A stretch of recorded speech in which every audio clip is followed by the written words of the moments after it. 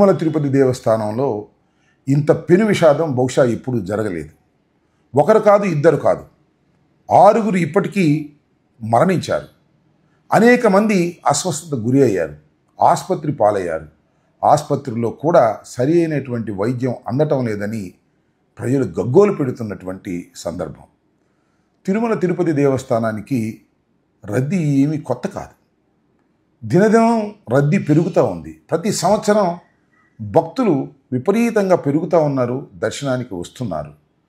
ఇలాంటి సందర్భంలో గత ప్రభుత్వాలు, గతంలో ఉన్నటువంటి ఈవోలు, చైర్మన్లు అనేకమైన సంస్కరణలు తీసుకొచ్చి భక్తులకు తొందరగా దర్శనం సునాయాసంగా అందేందుకు సకల చర్యలు తీసుకున్నారు, సకల చర్యలు తీసుకుంటూ ఉన్నారు.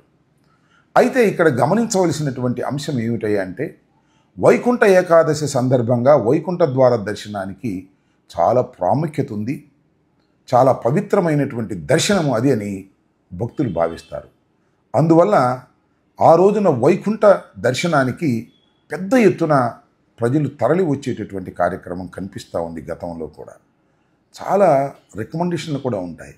వైకుంఠ ఏకాదశి సందర్భంగా వైకుంఠ ద్వార దర్శనానికి మమ్మల్ని తీసుకువెళ్ళండి అని మేము మంత్రులుగాను శాసనసభ్యులుగాను ఉన్నప్పుడు మా మీద చాలా ఒత్తిడి ఉండేది. నాకు బాగా గుర్తు, నేను శాసనసభ్యుడిగా ఉన్నప్పుడు లెటర్ రాసి పంపిస్తాను, ధర్మారెడ్డి గారు మీరు ఒక 5గురికి దర్శనం ఇవ్వండి అంటే నిర్మోహమాటంగా చెప్పారు, మీరు వస్తే తప్ప లెటర్కు నేను దర్శనాలు ఇవ్వను, ఇది చాలా రద్దీ సమయం, ఇది మాకు చాలా టెన్షన్తో కూడుకున్నటువంటి అంశం అని ఖరాఖండిగా చెప్పారు. మంత్రిగా ఉన్నప్పుడు కూడా నేను స్వయంగా వస్తే తప్ప దర్శనాలకు ఎలవ్ చేయను అని ఆ రోజు ధర్మారెడ్డి గారు చెప్పినటువంటి మాట నాకు ఈరోజు గుర్తొస్తుంది. నిజంగా వైకుంఠ ఏకాదశి సందర్భంగా జరిగేటటువంటి దర్శనాల సందర్భంగా ఈవోకి కానీ జేఈఓకి కానీ అక్కడ ఉన్నటువంటి స్టాఫ్కి కానీ చాలా ఒత్తిడి ఉంటుంది, చాలా ఇబ్బంది పాలయ్యేటటువంటి పరిస్థితి ఉన్నప్పటికీ కూడా చాలా స్ట్రిక్ట్గా వ్యవహరిస్తే తప్ప దాని నుంచి వారు బయటకు రాలేరు. ఇది వాస్తవంగా ఉన్నటువంటి పరిస్థితి. మరి ఈరోజు ఎప్పుడూ జరగని సంఘటన, ఎప్పుడూ ఒత్తిడి లేనటువంటి పరిస్థితులు, ఎప్పుడూ తొక్కిసలాట జరగని పరిస్థితులు, మరి వాళ్ళు ఎందుకు జరిగాయి? దీనికి బాధ్యులెవరు? 6 నిండు ప్రాణాలు గాలిలో కలిసిపోయాయే. వైకుంఠ ఏకాదశి సందర్భంగా దర్శనం చేసుకోవాలని వచ్చినటువంటి భక్తులు సరాసరి వైకుంఠానికే వెళ్ళిపోయినటువంటి దుర్ఘటన నిజంగా చాలా బాధిస్తుంది. అది కూడా పవిత్రమైన స్థలంలో.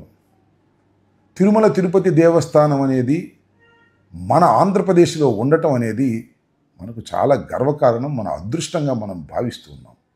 దాన్ని చాలా పవిత్రమైనటువంటి ప్రాంతంగా, పవిత్రమైనటువంటి స్థలంగా మనం అందరం భావిస్తాం. దాన్ని అలాగే చూసుకుంటూ వచ్చారు గత ప్రభుత్వాలు కూడా. మరి ఈరోజు ఎందుకు ఈ రకమైనటువంటి దుర్ఘటన జరిగింది అంటే దీనికి బాధ్యులు ఎవరు? దీనికి ప్రభుత్వం వైఫల్యం కాదా? దీనికి టీటీడీ బోర్డు బాధ్యత వహించవలసినటువంటి అవసరం లేదా అనేది ఇక్కడ ప్రశ్న. నేను ఒక విషయాన్ని ఇక్కడ గుర్తు చేస్తాను. ఇవాళ టీటీడీ బోర్డు భక్తులకు మంచి సౌకర్యాలు కల్పించాలి, తిరుమల తిరుపతి దేవస్థాన పవిత్రతను కాపాడాలి అనేటువంటి ధ్యేయంతో ఉందా అనే ప్రశ్నకు నేను చెప్తున్నాను, అలా లేదు. ఇవాళ ఎలా ఉంది అని మీరు అడగొచ్చు. ఎలా ఉందంటే, కక్ష సాధించటానికి తిరుపతిని కేంద్రంగా చేసుకోవాలి అనేటువంటి ఉద్దేశంతో ఇవాళ ఈ ప్రభుత్వం నడుస్తున్నది. పాలన మీద దృష్టి పెట్టలేదు. ఒక విషయాన్ని చెప్తానండి, బిఆర్ నాయుడు గారిని చైర్మన్గా వేశారు. ఏ క్వాలిఫికేషన్ మీద వేశారు? ఆయనకున్న క్వాలిఫికేషన్ ఒక్కటే. TV5 అధినేత చంద్రబాబు నాయుడు గారు అపోజిషన్లో ఉన్నప్పుడు జగన్మోహన్ రెడ్డి గారి మీద దుమ్మెత్తి పోయటానికి అభూత కల్పనలు, కల్పిత స్టోరీలు వేసి జగన్మోహన్ రెడ్డి గారిని అప్రతిష్ట పాలు చేయడానికి కృషి చేసి చంద్రబాబు నాయుడు గారు అధికారంలోకి రావడానికి ఒక మెట్టు సహాయపడ్డాడని కేవలం అదే ఉద్దేశంతో బిఆర్ నాయుడు గారిని మీరు చైర్మన్గా వేశారు తప్ప ఆయన ఉన్న తిరుమల తిరుపతి దేవస్థానపు యొక్క పవిత్రతను కాపాడతాడని వారిని నియమించారని అడుగుతా ఉన్నా. మొన్న ఆయన ఇంటర్వ్యూలో చెప్పాడు, ఏమని, నేను అసలు తెలుగుదేశం ప్రభుత్వం అధికారంలో లేనప్పుడు ఈ 5 సంవత్సరాల కాలంలో ఒక్కరోజు కూడా తిరుపతికి నేను రాలేదు అని. అంటే దాని అర్థం ఏమిటి? తిరుమల తిరుపతి దేవస్థానం వెంకటేశ్వర స్వామి మీద భక్తి కన్నా తెలుగుదేశం మీద భక్తి, అదేవిధంగా వైఎస్ఆర్ కాంగ్రెస్ పార్టీ మీద కక్ష నాకు ఉన్నాయి. అందువల్లనే చంద్రబాబు నాయుడు గారు నాకు ఈ సీటుని ఇచ్చారు అనేది ఆయనే చాలా స్పష్టంగా చెప్పారు. ఇకపోతే ఈఓ, జేఈఓలు, అక్కడ ఉన్నటువంటి ఎస్పీలు, వారి నియామకాలు ఎలా జరిగాయి, వారు ఏం చేస్తున్నారు? కేవలం ఒక ఆధ్యాత్మిక కేంద్రాన్ని, ఒక పవిత్రమైనటువంటి కేంద్రాన్ని కక్షలు సాధించటానికి ఉపయోగించుకోవాలనేటువంటి దృక్పథంతోనే వారు నిరంతరం చంద్రబాబు నాయుడు గారి ఆదేశాల మేరకు పనిచేస్తున్నారనేది చాలా స్పష్టంగా మనకు అర్థమవుతుంది. నేను ఇవాళ మీరు అనుకోవచ్చు ఇవన్నీ రాజకీయాలు మాట్లాడుతున్నారు, ఒక పక్కన 6 మరణించినటువంటి సందర్భంలో అనే మాట. నేను చెప్పదలుచుకున్నది ఏమిటంటే, తిరుమల తిరుపతి దేవస్థానపు యొక్క పవిత్రతను నారా చంద్రబాబు నాయుడు గారు తీసి పక్కన పెట్టి అది ఒక కక్షపూరితమైనటువంటి కేంద్రంగా, అది జగన్మోహన్ రెడ్డి గారి మీద, సుబ్బారెడ్డి గారి మీద, ధర్మారెడ్డి గారి మీద కక్ష సాధించటానికి అక్కడ ఏమి దొరుకుతుందో చూసి కేసులు పెట్టి వారిని లోపలి వేయాలనేటువంటి ఏకైక దృక్పథంతోనే చంద్రబాబు నాయుడు గారు పరిపాలన చేస్తున్నారు. దానికి జేఈఓ గారు, అదేవిధంగా అక్కడ ఉన్నటువంటి ఈఓ గారు, అక్కడ ఉన్నటువంటి చైర్మన్ గారు, కాస్త ముందుకు వెళితే అక్కడ ఉన్న సుబ్బారాయుడు అనే ఒక ఎస్పీ గారు పనిచేస్తున్నారు.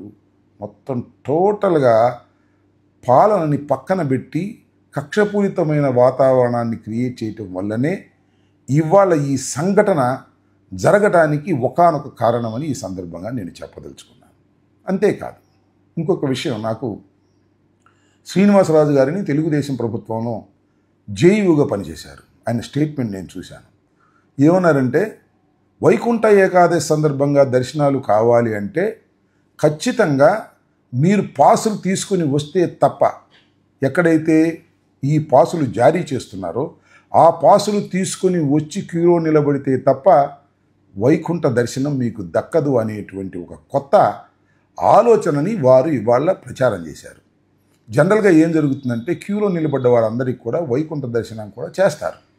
ఆ రోజు కూడా దర్శనం ఉంటుంది పూర్వం. కానీ కొత్తగా వచ్చినటువంటి ఈ పాలక మండలి అసలు అలా కుదరదు, మీరు టోకెన్స్ తీసుకోవాల్సిందే అన్నప్పుడే 1,20,000 టోకెన్లు వారు ఇష్యూ చేయడానికి సిద్ధపడ్డప్పుడు టోకెన్ల దగ్గర జరిగినటువంటి ఒత్తిడి. సహజంగా ఒత్తిడి జరుగుతుందని తెలుసు కదా, ఎందుకు పోలీసు వారు నిర్లక్ష్యం చేశారు? ఎందుకు సరైన బందోబస్తు పెట్టలేదు? ఎందుకు ఆ నిర్లక్ష్యం? ఖచ్చితంగా ఇవాళ ఒక పవిత్రమైనటువంటి దేవాలయం దగ్గర ఇలాంటి ఘోరం జరగటానికి ప్రభుత్వ నిర్లక్ష్యమే కారణం తప్ప మరొకటి కాదు అనేది క్లియర్గా అర్థమవుతుంది. సరే, చంద్రబాబు నాయుడు గారు స్టేట్మెంట్లు ఇచ్చారు. అరే ఏమిటి అన్యాయం, ఏమిటి అక్రమం? ఆయన ఒక కొత్త టైప్లో వ్యవహరిస్తూ ఉంటారు. ఇలాంటి సంఘటన జరిగినప్పుడు వెంటనే ఫోన్ చేసి అధికారుల్ని ఆయన దూషిస్తారు, అధికారుల మీద అరుస్తారు, చైర్మన్ గారి మీద అరుస్తారు, ఈఓ మీద అరుస్తారు, ఎస్పీ మీద అరుస్తారు. అరిసి అది ఈనాడులోనూ ఆంధ్రజ్యోతిలోనూ చంద్రబాబు నాయుడు గారి ఉగ్ర రూపం చూపించాడు అనేటువంటి ఒక స్టోరీ నడుపుతారు. దాంతో చంద్రబాబు నాయుడు గారు చాలా బాగా చేస్తున్నారు అనేటువంటి భ్రమ కలిగిస్తారు. నేను మనవి చేస్తున్నా, వీరందరినీ కావాలని మీరు నియమించుకున్నారు. ఆ కావాలని నియమించుకున్న వారి అసమర్థత మీ అసమర్థత కాదా అని నేను అడుగుతా ఉన్నా. అదేవిధంగా లోకేష్ గారు కూడా ట్వీట్ చేశారు, చాలా అన్యాయం, చాలా అక్రమని. ఈ అన్యాయానికి, అక్రమానికి చంద్రబాబు నాయుడు గారి పరిపాలన అసమర్థత, చంద్రబాబు నాయుడు గారు నియమించినటువంటి వ్యక్తులు పరిపాలన గాలికి వదిలేసి అందరి మీద కక్ష తీర్చుకోవాలని చేసేటటువంటి ప్రయత్నం వలనే ఇలాంటి సంఘటన జరిగిందని నేను చాలా స్పష్టంగా అభిప్రాయపడుతున్నాను. ఇప్పుడే అన్ని విషయాలు మాట్లాడే అనవసరంగానే రాబోయే కాలంలో చాలా విషయాలు తిరుమల తిరుపతి దేవస్థానం గురించి మాట్లాడదాం. ఏది ఏమైనా తక్షణమే విచారణ జరిపి ఇమీడియట్గా యాక్షన్ తీసుకోకపోతే కేవలం స్టేట్మెంట్లకి, చంద్రబాబు నాయుడు గారి అరుపులకి పరిమితమైపోతే రాబోయే కాలంలో చాలా ప్రమాదాలు కొండ మీద కొండ దిగువన జరుగుతాయి. పవిత్రతను కాపాడి ఆ వెంకటేశ్వర స్వామికి సరైనటువంటి సేవ చేసేటటువంటి కార్యక్రమాన్ని ప్రభుత్వం చేపట్టాలని, మరణించిన ప్రతి వారిని కూడా వారి కుటుంబాలను ఆదుకోవాలని, వారి